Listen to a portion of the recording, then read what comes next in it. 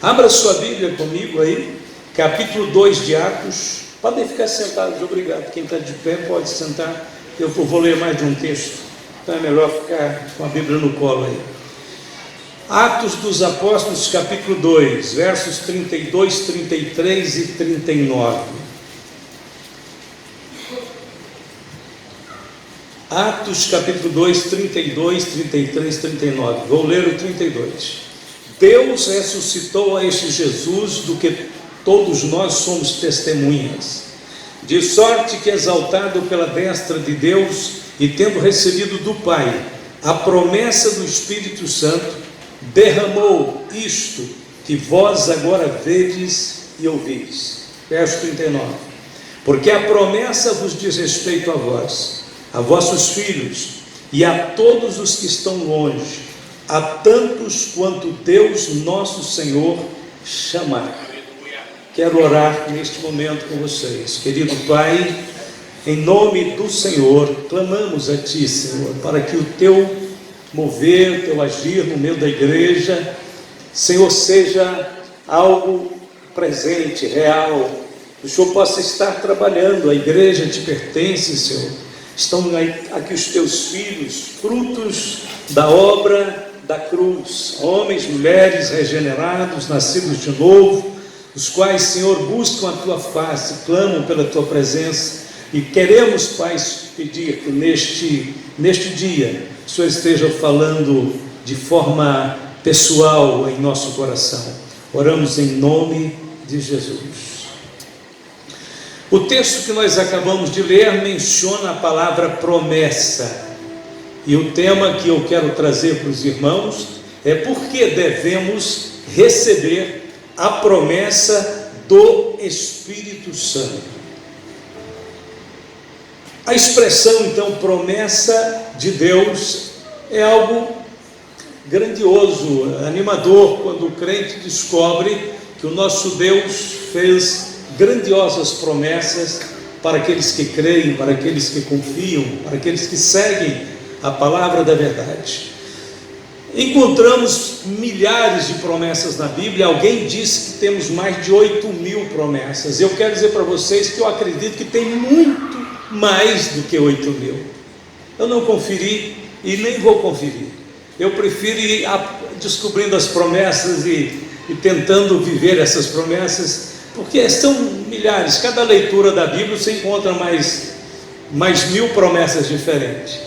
Quem já leu a Bíblia 200 vezes, 300 vezes, já descobriu, acho que bem umas 20.000 promessas.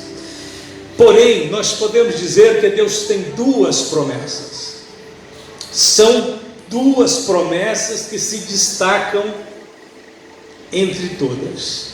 Quais são essas promessas? A primeira promessa é a promessa do Salvador. Desde quando o homem pecou, Deus fez a promessa do Redentor. Gênesis 3,15, nós temos a primeira vez Deus dizendo que enviaria alguém que combateria o nosso inimigo maior, que é Satanás, esmagando a sua cabeça. Essa é a grande promessa do Redentor.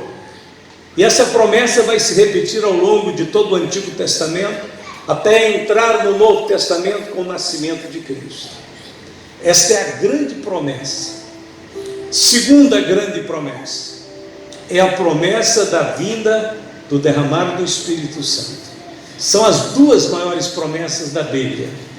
Há outras milhares, como eu já disse, mas essas são fundamentais.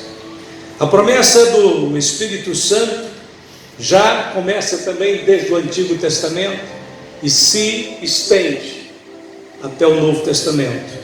A primeira promessa, então, se cumpriu na manjedoura, com o Verbo que se faz carne e vem habitar entre nós. A segunda promessa se cumpre no cenáculo, no dia de Pentecostes.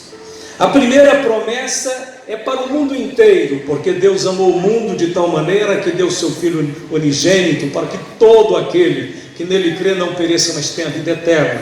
A segunda promessa é mais especificamente para a igreja. Jesus disse: eu rogarei ao Pai, e Ele vos dará outro Consolador, para que fique convosco para sempre, o Espírito da verdade, que o mundo não pode receber, porque não o vê nem o conhece, mas vós o conheceis, porque habita convosco e estará em vós. João 14, 16 e 17.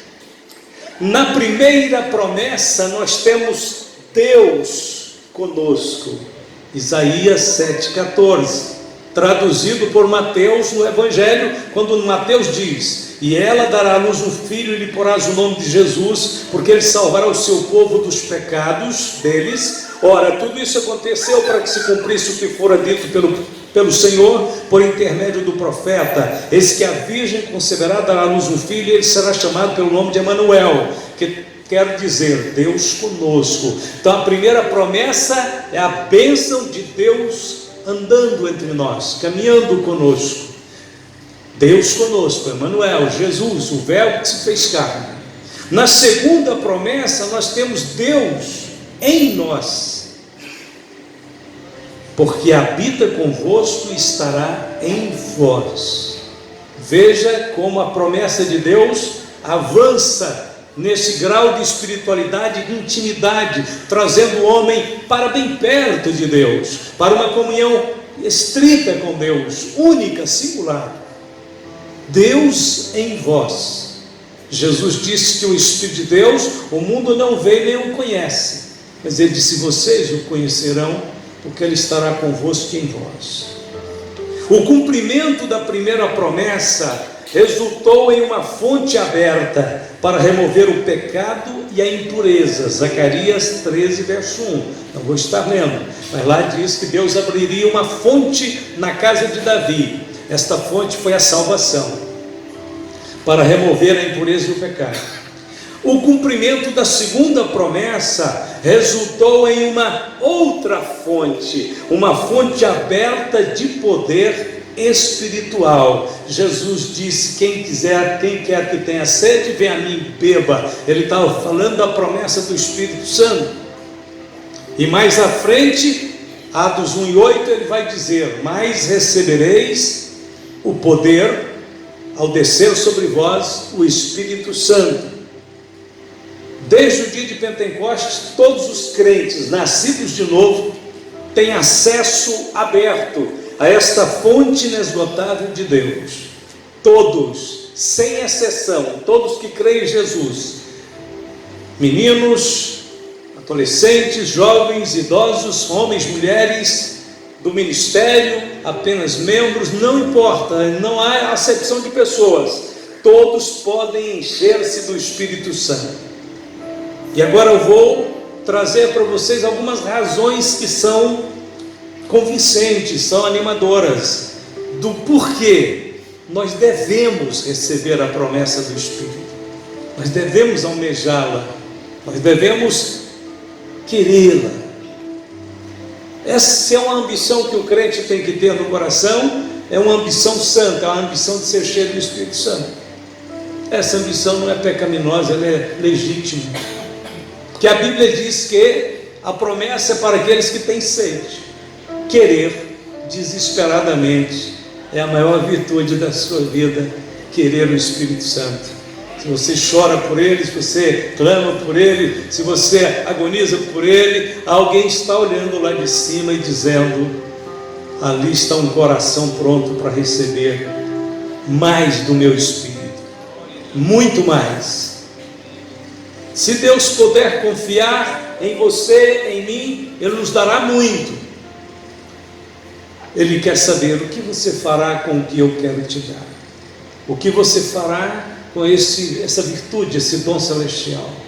Se o seu desejo, a sua ambição é para traduzir a glória de Deus a este mundo, para expressar coisas grandiosas que transformam vidas, que trazem Deus para os homens, com certeza o Senhor se agradará de derramar o Espírito Santo de Deus como uma chuva seródia e temporânea sobre a sua vida.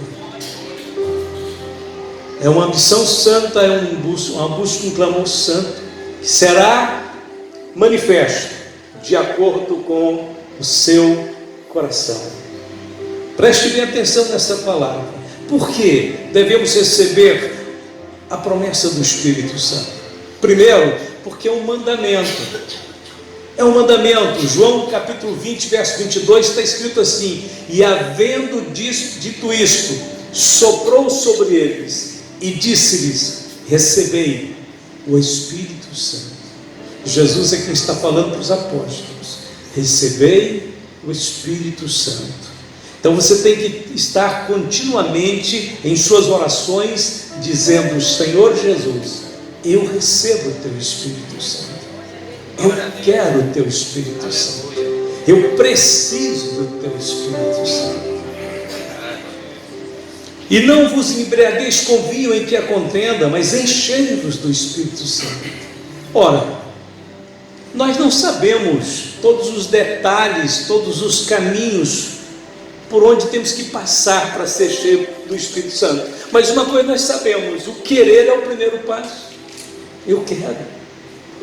O Senhor está dizendo que é para nós nos enchermos. Senhor, eu quero, eu preciso, eu sei que isso é do céu, eu sei que isso faz parte do plano da vida abundante, do poder espiritual, do mover de Deus na minha vida, da revelação de Deus, da fonte aberta por Jesus no Calvário. Jesus abriu no Calvário uma fonte de poder. No século XVIII, a Europa começou a mergulhar no caos. Os gnósticos desafiavam os cristãos, dizendo: a Bíblia é mentirosa, as promessas da Bíblia nunca se cumprem. Os gnósticos desafiavam os cristãos. Os ateus aumentavam. Voltaire, que era um ateu francês, era o escritor mais lido da Europa. Ele escrevia zombando dos apóstolos de Jesus Cristo e da Bíblia, escarnecendo. De cada 10 casas, uma ia se transformando em botequim, onde as pessoas iam beber, embriagar-se. O álcool estava tomando conta daquela geração do século XVIII. As igrejas estavam esvaziando, muitas pessoas abandonavam a fé, era um caos. Mas isso, é claro, que não era restrito só à Europa, isso expandia no mundo da época. Eram as revoluções que estavam acontecendo, revolução cultural, revolução iluminismo, muitas outras revoluções que trocava a fé, abandonava a fé pelo conhecimento científico. Foi as épocas em que Charles Darwin apareceu com o evolucionismo. O homem não é mais produto, não é fruto mais de um criador, fruto de uma evolução grotesca, estranha, desprezível. Nesse período, um grupo de jovens na Inglaterra, crentes, foram tocados por Deus e disseram: só tem uma maneira de salvar o mundo do caos, da ruína, do abismo em que esse mundo vai entrar com essa ideologia. Nós precisamos do retorno de Deus para a nação, para a igreja, para os órgãos do governo, todos os departamentos deste país. E aquele grupo de jovens pequeno, poucos jovens, na realidade 3 nomes só se destacam, é claro que haviam outros, mas se destaca o nome de John Wesley, Charles Wesley e George Whitefield.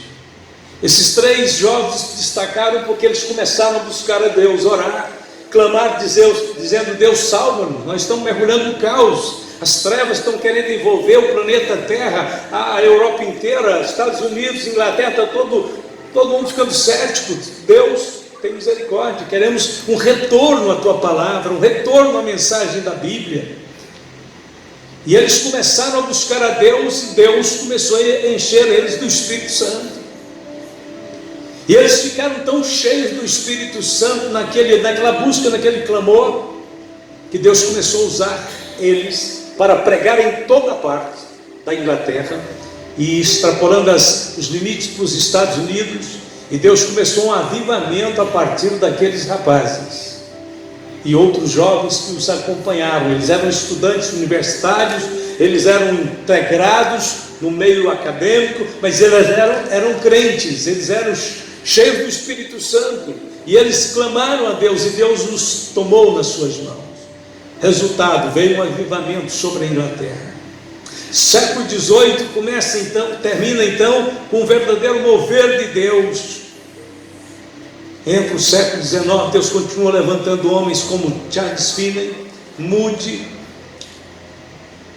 Spurgeon, outros pregadores grandiosos, grupos, movimentos evangélicos surgem para evangelizar, missionários são enviados. 1900 e pouquinho, Hudson Taylor sai da Inglaterra, vai para a missão da China. Lá na China Deus move ele, se volta para a Inglaterra e começa a mandar missionários, prepara missionário. Só Hudson Taylor mandou mais de 900 e poucos missionários para a China, no começo do século XIX. Aliás, final do século XIX, começo do século XX. Século XX entra, Deus já está usando Billy Graham, Deus já está usando Morceru, Deus já está usando T.L. Osborne, Deus está usando, T.L. Osborne vai fazer cruzadas de milagres lá na Índia, lá na África.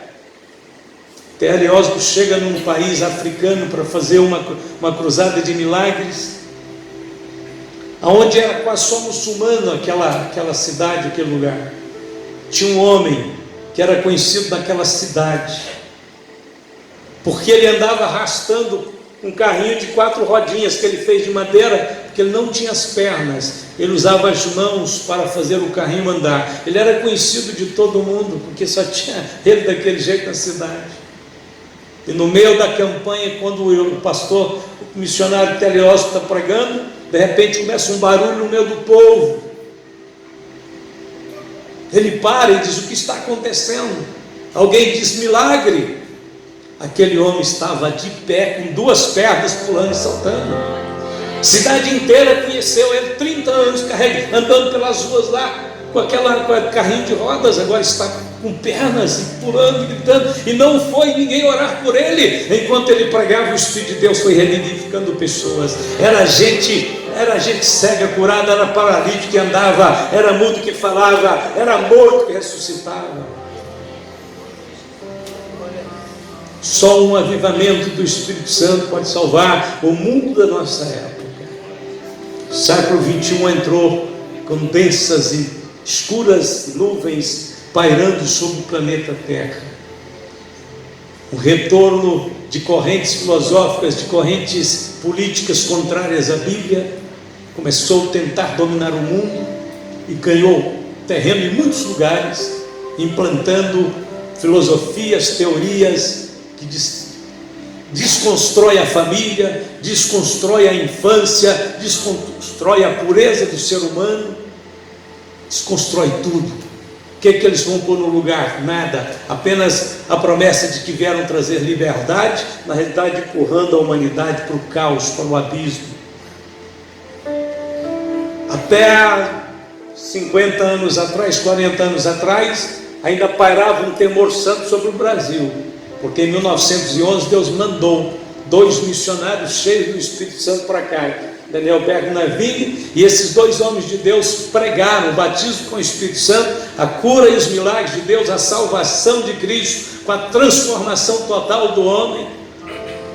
E aquela mensagem foi como se colocasse fogo no capim seco, alastrou no Brasil inteiro. E até 50, 40 anos atrás, essa mensagem segurava as estruturas morais do Brasil, mas elas já foram rompidas nesses últimos 30 anos. O que é que está precisando? Nós sabemos que na história da humanidade é mais ou menos assim sempre que acontece. No final do século XVIII, como eu disse, não tinha avivamento.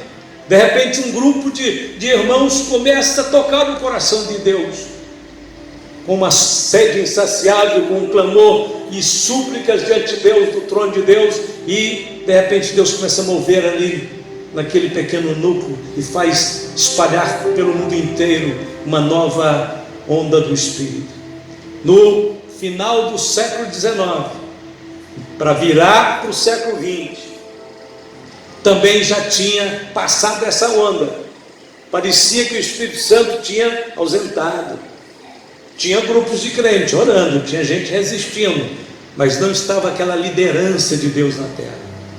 Foi aí que vem aquele avivamento da Rua Azusa,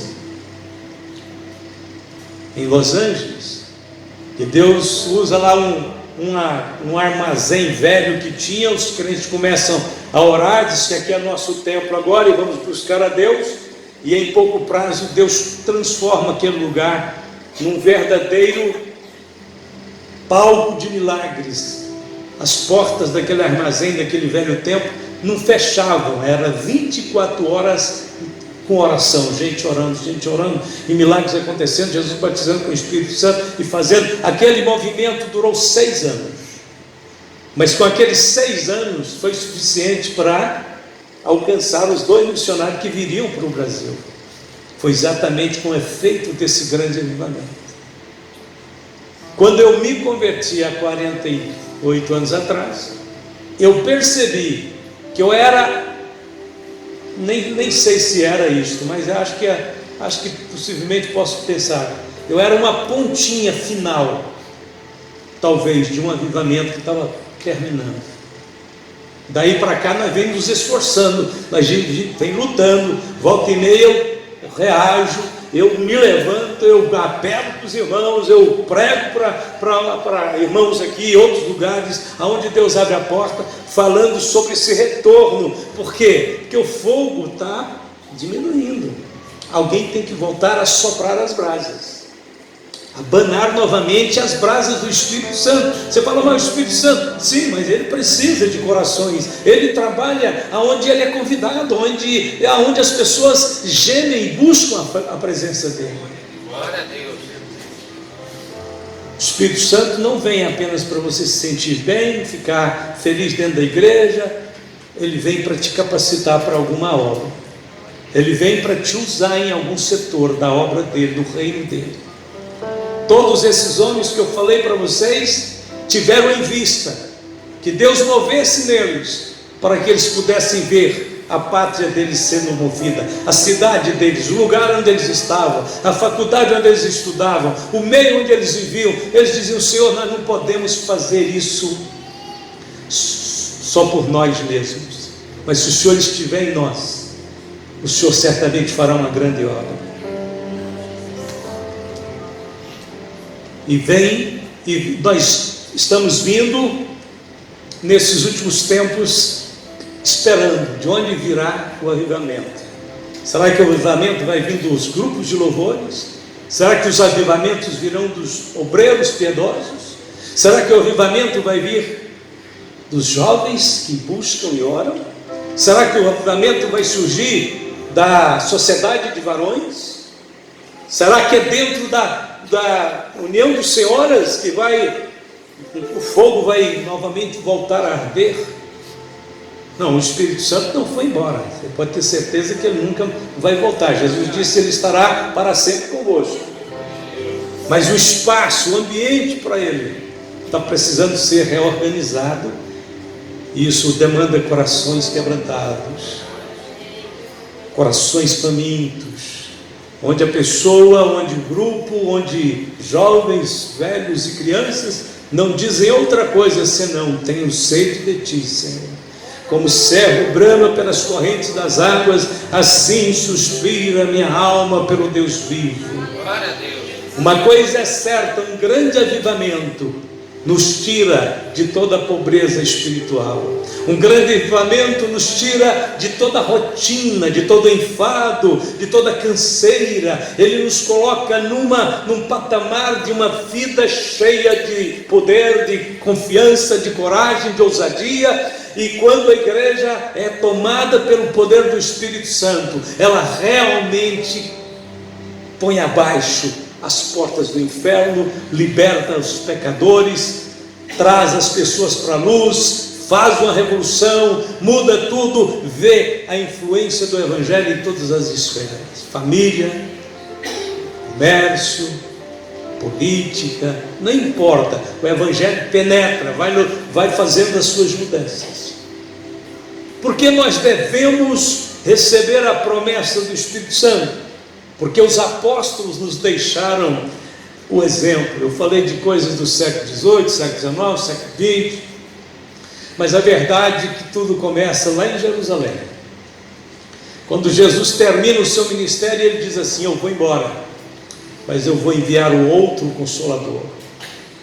Lá no Monte das Oliveiras, antes de Jesus despedir dos apóstolos, a Bíblia diz que ele voltou para os seus apóstolos e disse a eles: vão para Jerusalém, não afastem de Jerusalém.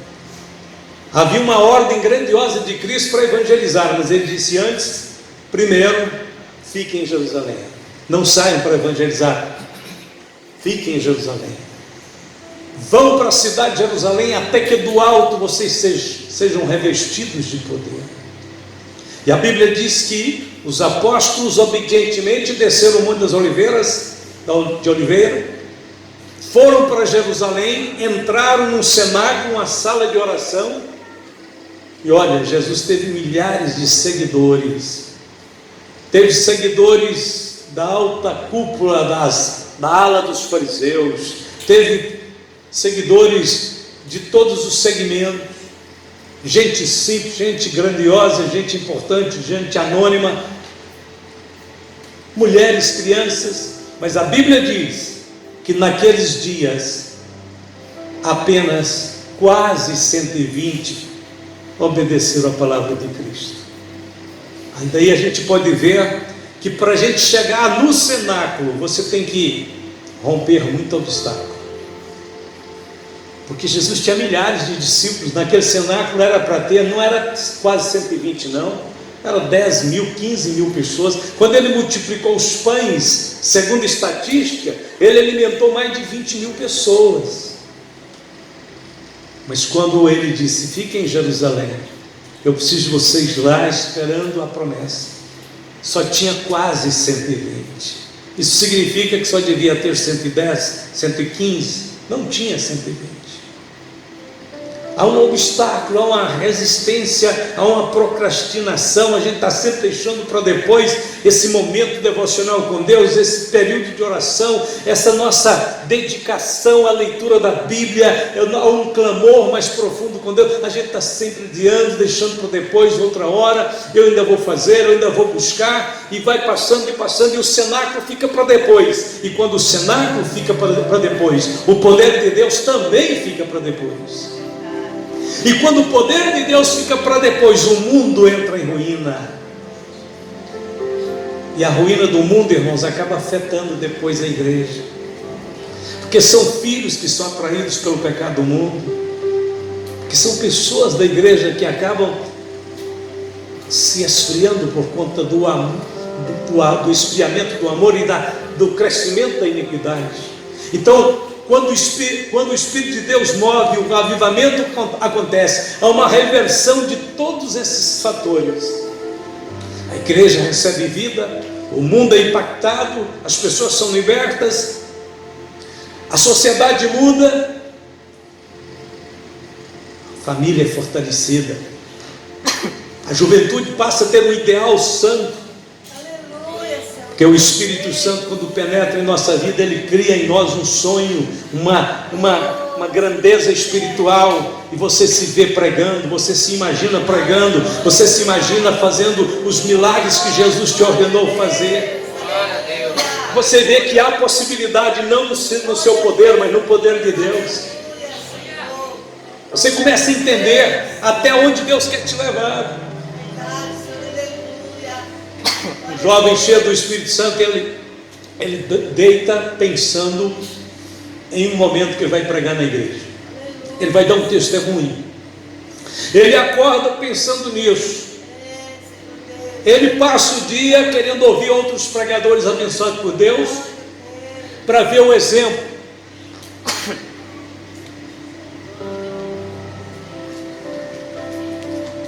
Para pegar um modelo, para seguir a vontade de Deus. E ele vai pensando naquilo até que de repente já está aqui na frente. E ele está pregando e falando, e está todo mundo sentindo a presença de Deus. Os cultos de jovem podem se transformar em treinamentos. Precisa nem um pregador de fora. os jovens se tornarão pregadores. Dá 10 minutos para 3 jovens que queiram.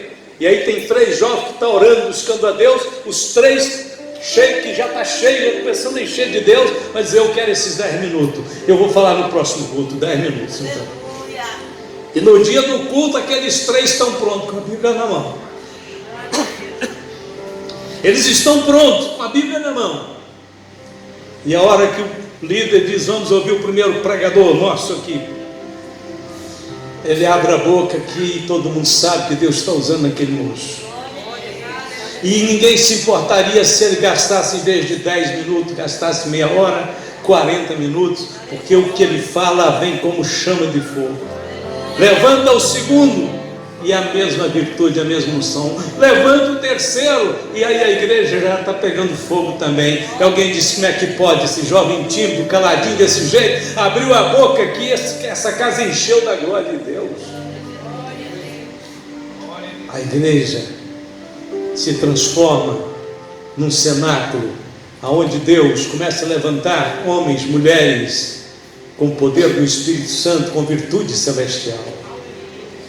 Cumprindo-se o dia de Pentecostes, estavam todos reunidos no mesmo lugar, e de repente veio do céu um som como de um vento veemente e impetuoso, e encheu toda a casa em que estavam assentados, e foram vistas por eles línguas repartidas como que de fogo, as quais pousaram sobre cada um deles, e todos foram cheios do Espírito Santo, e começaram a falar em outras línguas, conforme o Espírito Santo lhes concedia que falassem. Porque devemos receber a promessa do Espírito Santo, porque é Ele quem nos dá capacitação espiritual. Eis que sobre vós envio a promessa do meu Pai, ficai porém na cidade de Jerusalém, até que do alto sejais revestidos de poder. Nós temos que estar revestidos de poder, capacitados espiritualmente. Primeiro, temos que enfrentar o mundo invisível espiritual. Paulo disse, fortalecei-vos no Senhor e na força do seu poder. Segundo, temos que executar tarefas sobrenaturais.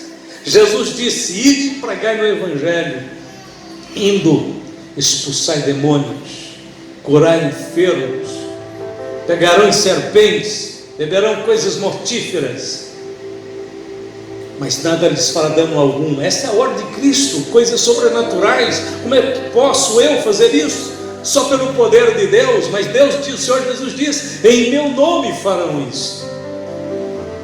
Porque devemos receber a promessa do Espírito Santo, porque só o Espírito Santo dá-nos a qualidade de vida necessária para agradar os olhos de Deus. Porque não nos chamou Deus para a imundícia, mas para a santificação. Portanto, quem despreza isso, não despreza o homem, mas sim a Deus, que nos deu também o seu Espírito Santo. A santificação é o ideal de Deus para todos os seus filhos. Mas como eu serei santo sem o Espírito Santo? É impossível. Então eu preciso da promessa do Espírito Santo para ser santo em toda maneira de viver. Por que devemos receber a promessa do Espírito Santo? Porque o Espírito Santo nos ajuda a orar eficazmente. Aleluia. E da mesma maneira também o Espírito ajuda as nossas fraquezas, porque não sabemos o que havemos de pedir como convém, mas o mesmo Espírito intercede por nós com gemidos inexprimíveis. E aquele que examina os corações sabe qual é a intenção do Espírito, e é Ele que, segundo Deus, intercede pelos santos. Paulo disse, orando em todo o tempo, com toda oração e súplica no Espírito. Saber orar não é fácil, saber orar eficazmente não é fácil. Dizer palavras aleatórias é fácil, mas orar eficazmente é preciso que o Espírito Santo nos guie. Às vezes você ajoelha e não sabe o que falar, começa a repetir coisas que você repete sempre, fica inócuo, fica vazio, nem você acredita no que você está falando. Agora, quando você ajoelha e diz, Espírito Santo, me guia na oração, me ajude a falar o que convém, Me ajude a orar de forma eficaz, objetiva, profunda. A gente precisa saber a linguagem do Espírito Santo, entender o mundo espiritual, e especialmente esse mundo espiritual de Deus, onde a Bíblia diz que o Espírito Santo opera de forma misteriosa, profunda. O vento sopra onde quer, não sabe de onde vem nem para onde vai. Assim aquele que é nascido do Espírito. As pessoas nascidas do Espírito, elas têm uma liberdade no mundo espiritual que ninguém tem. Ela não segue um padrão, ela segue uma revelação, uma direção. Uma mulher de 50 anos mais ou menos chegou diante do pastor, na época ele estava ainda conosco, ele já está na glória agora, pastor Poiano Chu. Chegou perto dele em desespero, chorando, disse: pastor, me ajuda, estou desesperada, ora comigo, me ajuda. O que foi, irmã? Isso é minha filha. Minha filha é uma vergonha, deixou a igreja, está prostituindo, todo dia ela sai com um homem diferente, vai para os motéis, volta de madrugada. O irmão dela, meu filho, tem envergonhado, meu esposo tem envergonhado, e eu estou tão envergonhada, e fiquei com vontade já de orar para Deus levá-la, matá-la e levá-la, porque não tem cabimento o que ela anda fazendo. O pastor, é claro, parou de: Senhor, o que eu faço para essa mulher? Por um lado, ela tem suas razões de estar nesse desespero todo. Por outro, tem que ter uma solução, uma esperança, alguma coisa. E ele se entregou a mente ao Espírito Santo. E o Espírito Santo disse: espera, irmã, calma. Nós não cremos em milagre. Ela disse: creio, nós cremos. Nós não cremos que Deus é o Deus dos impossíveis? Sim, cremos. Então o senhor vai começar a pensar diferente a respeito da sua filha. Ele disse: mas como? Ela chega todo dia de madrugada em casa, eu sei o que ela está fazendo, onde ela anda. Ele disse: não, a senhora vai começar a pensar nela diferente. Faça um esforço, vamos tentar colocar essa situação dentro do domínio de Deus. Não adianta a gente ficar irado, desesperado. Nós precisamos querer um milagre. Ele disse: a senhora vai começar a pensar na filha da senhora estando atrás da cruz. Não veja ela na frente, não, veja ela atrás da cruz de Cristo. Quando o senhor olhar para ela, só não vai ver ela, só vai ver o Salvador sofrendo na cruz. Nós temos textos de sobra na Bíblia que Jesus veio buscar e salvar os perdidos. E o que é impossível aos homens é possível a Deus. Por favor, comece a pensar, imaginar a cruz de Cristo, e ela está lá atrás. A senhora colocou ela lá atrás da cruz. Se nós não estivéssemos atrás da cruz, Deus também não podia olhar para nós, igual a senhora não está podendo olhar para ela, mas põe ela de trás da cruz. E a mãe disse: eu vou tentar, pastor, vou pensar nisso. Então vai pensando, porque nós vamos orar hoje, agora. E a hora que ela disse: agora eu consegui, pastor, eu consegui imaginar que ela está por trás da cruz, estou vendo Jesus, eu sei que ela está lá atrás agora. Ele disse: então é agora, levante o clamor comigo. E eles começaram a orar: Senhor Jesus, nós cremos no teu poder que pode mudar todas as coisas. Cremos que o Senhor é poderoso para nos ajudar. Essa mãe está desesperada, o Senhor sabe que no fundo ela quer um milagre para a filha, não é a destruição da filha. E só quem ganha com a morte de um pecador, no pecado, é Satanás. Mas o Senhor não vai perder essa alma, e nós estamos clamando por ela.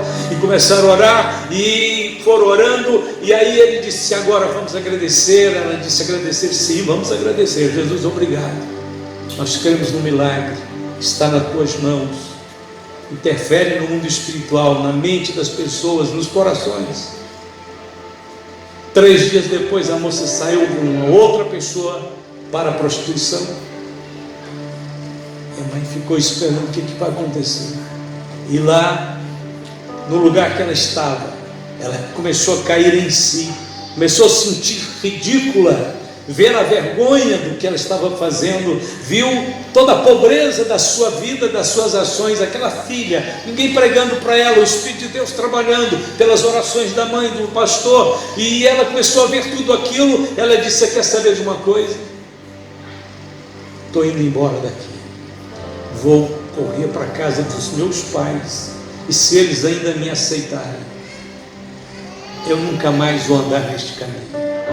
Quando ela chegou em casa de madrugada e bateu na porta, a mãe, orientada pelo pastor, disse: espere um milagre, acredite no milagre. Quando ela bateu na porta e a mãe abriu, a mãe sorriu e disse: é um milagre. E ela abraçou a mãe chorando em desespero, disse: mamãe, que caminho horrível estava, eu acordei, Deus me despertou, eu não quero mais, agora eu quero Jesus. A família inteira uniu e abraçou aquela moça e disse: você faz parte, você nos pertence a nós e a Deus. Quando ele escreveu sobre esse assunto, já tinha passado alguns anos, e ele disse: hoje ela é líder de um dos maiores grupos familiares da nossa igreja, casada com um homem maravilhoso, tem 3 filhos, e é uma das pessoas mais cheias do Espírito Santo que nós conhecemos. Não há limites para Deus. O que o Espírito Santo pode fazer? Ele pode mudar qualquer situação. Ele muda a sua personalidade, seu caráter. Ele transforma tudo isso que muitas vezes está deformado, fraco, em coisas lindas, belas, grandiosas. Você tem que ser cheio do Espírito Santo, andar de cabeça erguida, sorrir para todo mundo, repreender o diabo, dizer que Jesus ama a todos e estar pronto, porque Deus vai abrir grandes possibilidades na sua vida. Grandes possibilidades na sua vida. Eu sou alcoólatra, eu sou isso ou aquilo. Jesus veio para salvar o perdido. Jesus veio para transformar as pessoas. Deus pode me mudar? Sim, Deus pode te mudar. Ele quer te mudar. Creia em Jesus, Ele vai te mudar. Devemos receber o Espírito Santo, porque só Ele pode produzir em nós o caráter de Cristo. Mas o fruto do Espírito é amor, gozo, paz, longanimidade, benignidade, bondade, fé, mansidão, temperança. Imagine você ter tudo isso dentro de você. Devemos receber o Espírito Santo, para terminar, porque Ele é o combustível na nossa vida para o arrebatamento. Ele é o combustível. Existem pelo menos 3 razões bíblicas para crermos que o Espírito Santo é quem vai atuar decisivamente na nossa preparação para o arrebatamento. Primeiro, Ele é o combustível. Ele é quem vai manter a nossa espiritualidade até a vinda de Cristo para o arrebatamento. Lembra das virgens? 5 tinham azeite nas suas candeias. O que é isso? Azeite é combustível, combustível fala de poder espiritual, é o Espírito Santo na nossa vida. Retenha a porção do Espírito Santo, que é suficiente para te manter espiritual até a vinda de Cristo. Segundo, o Espírito Santo mantém, trabalha, garante o arrebatamento do crente, porque ele é selo na sua vida. É Ele quem nos confirma como filhos de Deus, e como selo nos dá a segurança e a garantia de que vamos chegar no destino pelo qual Jesus morreu, para que nós pudéssemos ir para lá. E terceiro, Ele é o poder vivificante. Na hora do arrebatamento, o poder vivificante do Espírito Santo vai transformar os nossos corpos corruptíveis em corpos incorruptíveis. No momento, ao soar a trombeta de Deus, os mortos ressuscitarão pelo poder do Espírito Santo, os vivos serão transformados. Finalizando, vamos ficar de pé. A promessa do Espírito Santo já se cumpriu. Jesus disse: eu enviarei outro Consolador, e Ele estará convosco para sempre. Ele não vem, mas Ele já veio. O Espírito Santo está aqui. É como se você pudesse comparar o Espírito Santo ao oxigênio que agora permeia esse ambiente. Você respira um oxigênio que Deus mantém circulando para te dar vida. A Bíblia diz que em Deus nós vivemos, existimos e movemos. É o Espírito de Deus que está vivificando a nossa vida. Todos podem beber desta fonte agora mesmo. O poder inesgotável do Espírito Santo é uma realidade para a igreja. Jesus disse que Ele nos daria esta água, e essa água faria uma fonte, se tornaria numa fonte que jorraria. Jorrar é igual o poço artesiano, que quando eles perfuram e encontram aquele veio de águas, não precisa de bomba, a água a pressão está tão grande lá embaixo da terra, que ela sai sozinha pelo cano. Jesus disse: águas fluirão do seu interior até chegar na vida eterna. Deus está nos chamando para esta vida de plenitude. Às vezes a gente vai vivendo, dá para viver, a gente empurra, né? Vai um pouco arrastado, mas vai sem isso. Mas se isso é nosso, se Deus já nos deu a promessa e tem cumprido em tantas épocas, para tantos momentos preciosos da igreja, por que vamos deixar de receber? Por que vamos deixar? Se temos, né? Se você pode andar num carro de última geração, não tem razão de você querer ir de carroça, né? Se Deus já te deu o direito de entrar num carro de última geração e acelerar. Irmãos, para terminar mesmo, os grandes problemas que nós estamos enfrentando hoje no cotidiano, que eu falo, na vida cotidiana nossa. É irmão que às vezes está contrariado porque o carro dele já tem 8 anos de uso, ele queria comprar um mais novo, ele está sofrendo muito com isso. A irmã tem a geladeira Brastemp, 3 anos de uso. A irmã queria uma Brastemp daquela grandona, controlada pelo celular, de inox. Eu não tenho essa, já estou sofrendo também. Tem muito crente sofrendo por essas coisas aqui no Brasil, enquanto tem mais de 10 países do mundo onde os crentes estão sofrendo, porque estão sendo degolados, mortos. Aí você pensa assim: como é que eles venceram essas situações lá? Como é que estão vencendo isso lá? Como é que a igreja não desapareceu lá, onde são perseguidos até a morte? Aqui essas coisas deixam a gente triste, a gente não quer nem ir na igreja, não quer nem às vezes ler a Bíblia, nem orar, porque fica contrariado. Deus não me dá isso, Deus não dá aquilo. Como é que essa igreja está sobrevivendo lá?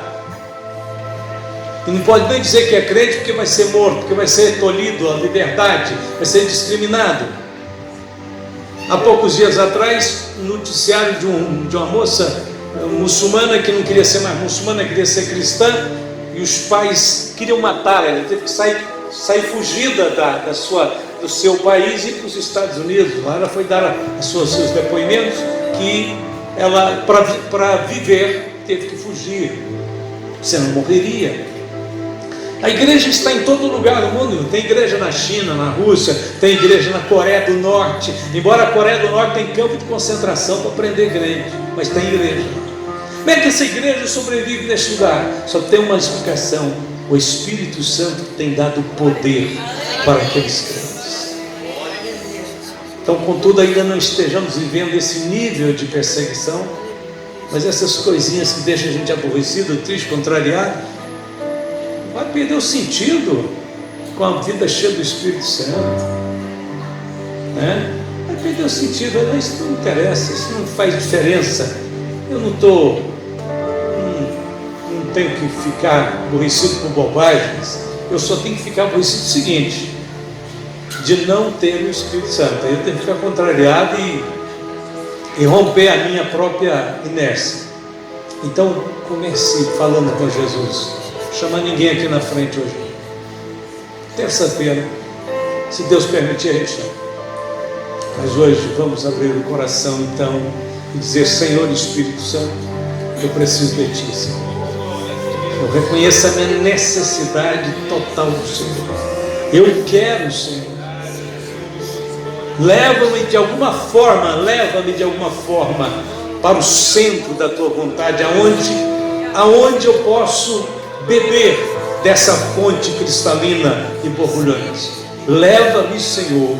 Eu quero ser transformado, eu quero ser mudada, eu quero ser vivificada por essa gloriosa bênção do Espírito Santo. Eu quero ter um testemunho para dar na igreja, em minha experiência com o Espírito Santo. Algo que eu ainda não tinha, não imaginava ter, mas o Senhor vai me dar essa experiência. Eu já tenho ouvido as pessoas contarem as delas, eu quero ter a minha agora. Curve a sua cabeça, feche os seus olhos. Bem-vindo, Espírito Santo de Deus. Muito bem-vindo à tua igreja.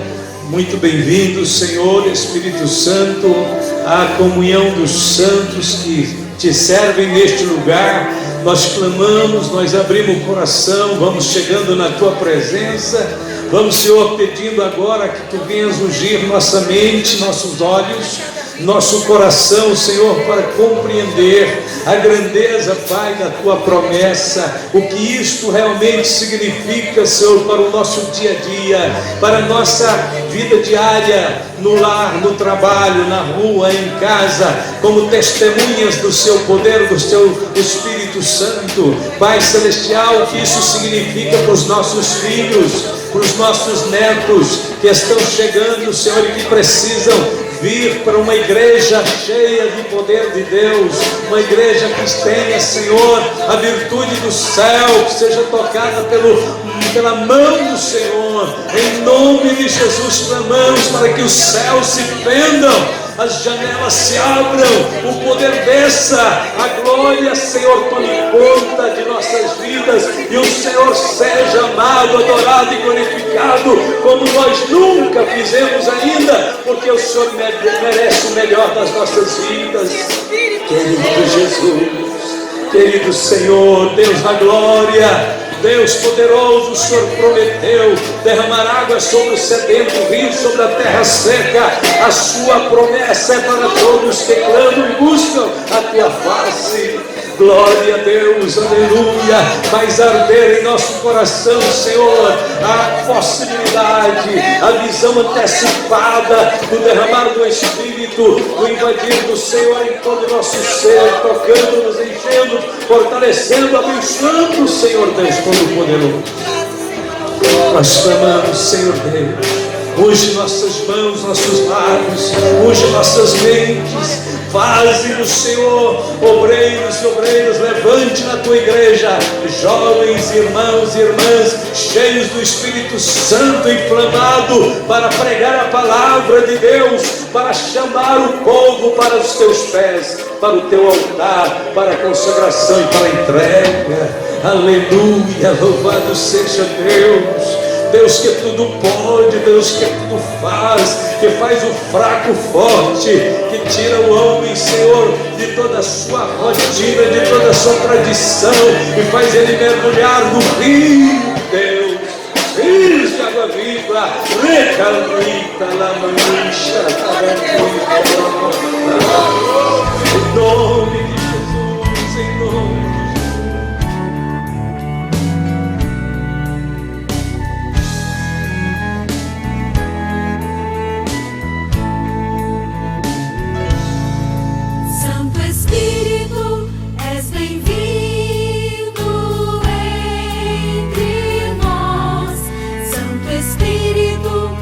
Bem-vindo entre nós, ó Pai.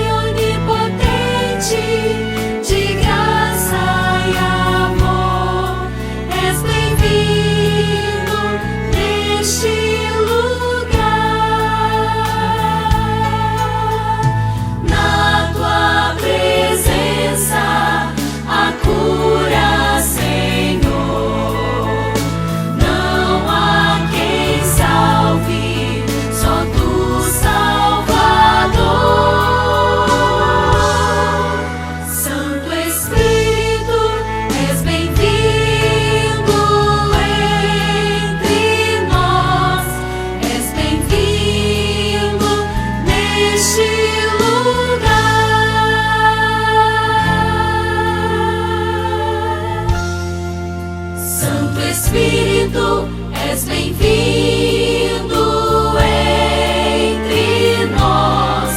Santo Espírito, és bem-vindo entre nós. Ó Pai onipotente, de graça e